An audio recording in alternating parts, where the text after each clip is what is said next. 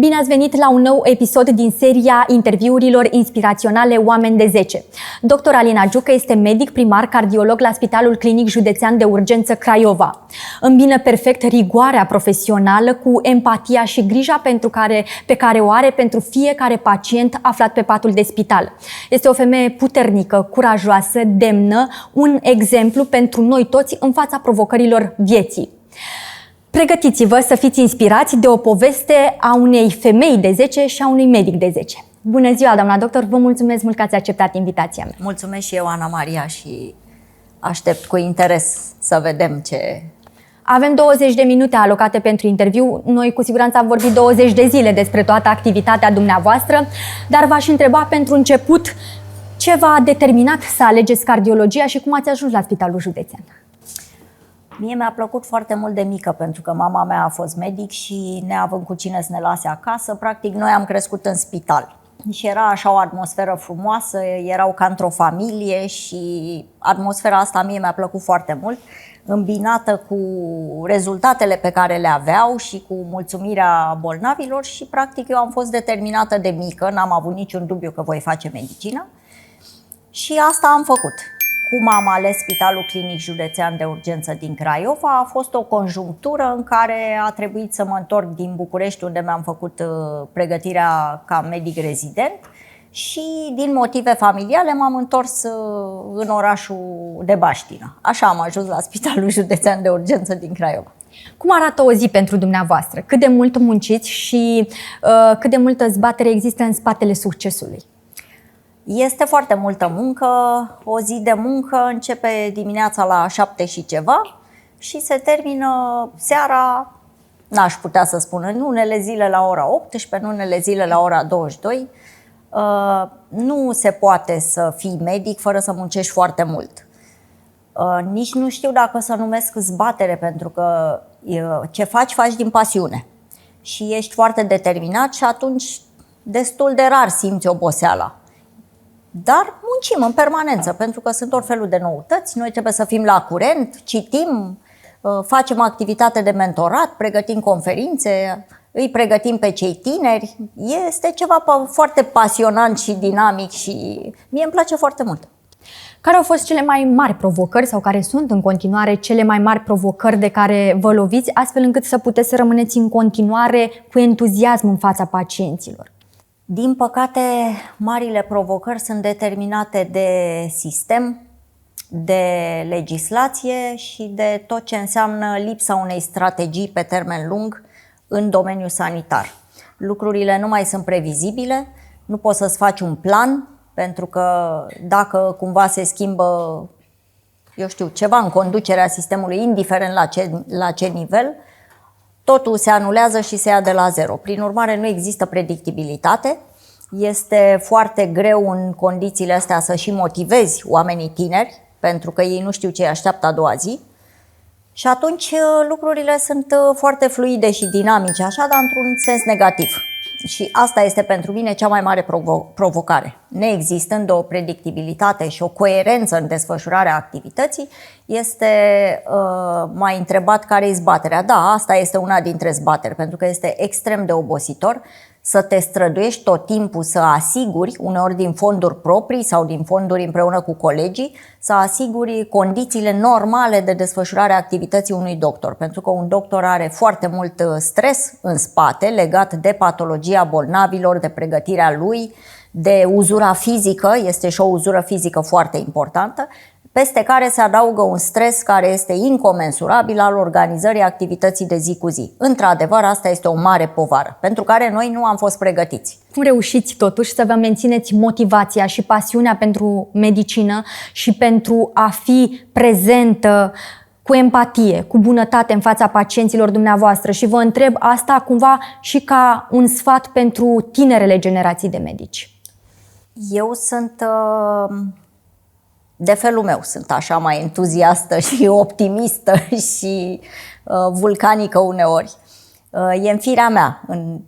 Asta a fost felul meu de a fi, poate că și educația din familie. Consider că nu-mi poate sta nimic în față dacă eu mi-am pus acel scop.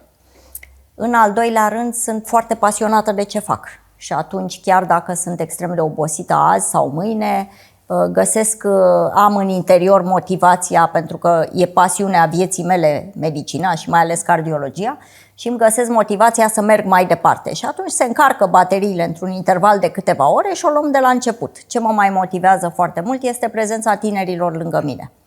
Mi-a plăcut foarte mult toată viața să pregătesc studenți, în ultimii ani pregătesc rezidenți și ei mă motivează foarte mult și mă țin în priză.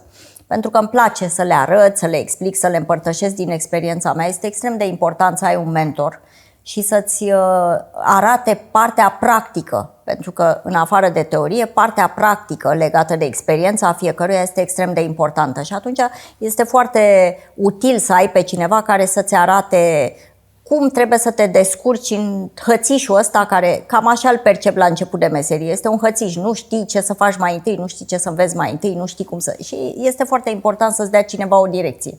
Și mie îmi place foarte mult să fac asta pentru medicii tineri. Unde au ajuns medicii tineri care la un moment dat au fost rezidenți lângă dumneavoastră? Sunt convinsă că și de aici vă luați o doză mare de motivație. Da, îmi iau foarte multă energie de la ei. Mă gândeam aseară, cred că sunt în urmă probabil 20 de generații, poate peste, de medici tineri care acum sunt specialiști și au fost la un moment dat învățăceii mei. Ăsta este un capitol foarte important din viața mea pentru că sunt foarte mândră de ei.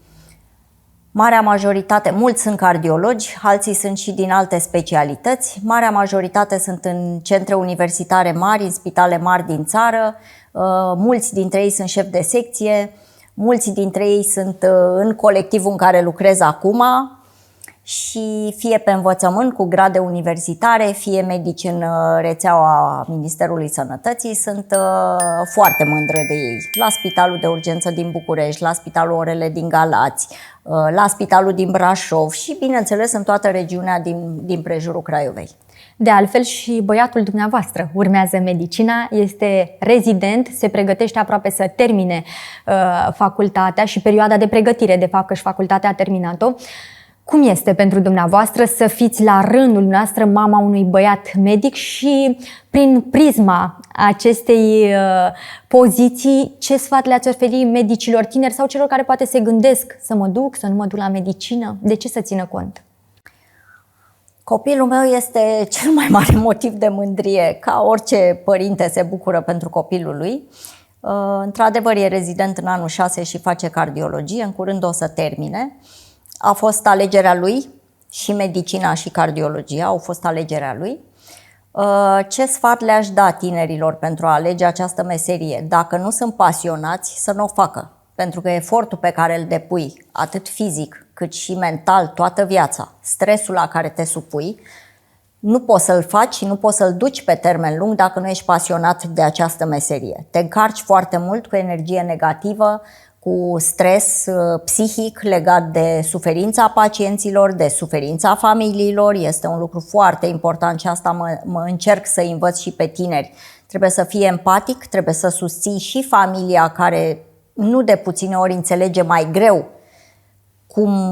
cum e cu boala și mai ales cu bolile terminale sau în stadii severe și atunci în permanență tu trebuie să-ți găsești un echilibru în care să fii și calm, să dai încredere pacientului și familiei, în același timp să le explici ce urmează și care sunt stadiile bolii și ce se întâmplă în continuare, cam care sunt complicațiile, care este evoluția, însă fără să ai un ton pesimist și fără să le prezinți cel mai sumbru scenariu. Și atunci cumva trebuie găsit un echilibru pe care să-l păstrezi între a-ți face treaba cu fermitate și cu duritate la un moment dat, pentru că e vorba de secunde când e vorba de viața omului, trebuie să iei o decizie în secunde și în urma căreia pacientul o ia la stânga sau la dreapta. Pe de altă parte, să fii suficient de echilibrat încât în afara salonului, să zicem, da? Adică în fața familiei, în fața pacientului care este conștient, să poți să îi oferi tot suportul și toată speranța de care are nevoie pentru a duce mai departe tot felul de patologii. Și de ce spun speranță? Pentru că este extrem de important ca psihicul bolnavului să fie bun. Dacă pacientul nu are o stare psihică bună, el nu va putea lupta cu boala și cu toate complicațiile ei. Un pacient care este optimist și care vede partea bună a vieții și partea plină a paharului, întotdeauna va avea o evoluție din punct de vedere al bolii mai bună. Așa cum spuneam în prezentare, sunteți o persoană extrem de empatică, extrem de bună, care mereu găsește energie, vorbe bune pentru cei din jur. Și vă întreb cum reușiți să rămâneți așa în contextul în care ne povesteați. Aveți mult consum sufletesc, emoțional zilnic, vedeți suferință, ori când zilnic vezi suferință, e mai greu să rămâi un om bun și neatins. Viața te învață și orice fel de suferință în plan personal sau pe care o vezi împrejur te duce la un nivel superior de evoluție.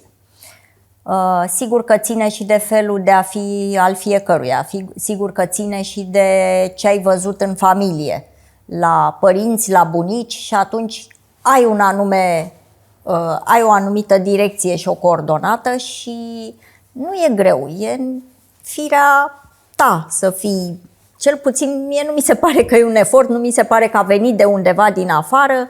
E firesc ca atunci când vezi un om în suferință să poți să-l ajuți, pentru că toți am plecat de undeva de mai jos și nu suntem toți binecuvântați cu sănătate, nu suntem toți binecuvântați cu ușurința de a merge, de a vorbi, de a fi independenți. Să fii independent și autonom este o mare binecuvântare. Și atunci sigur că te atinge foarte mult când vezi un om în suferință sau familia acestuia care se zbate pentru motive din astea care nouă ni se par implicite, că ni se cuvin. Sănătate, autonomie, independență, este foarte greu și pe mine lucrurile astea nu mă lasă rece niciodată. Din păcate nu pot să ajut pe toată lumea pe care aș vrea să o ajut.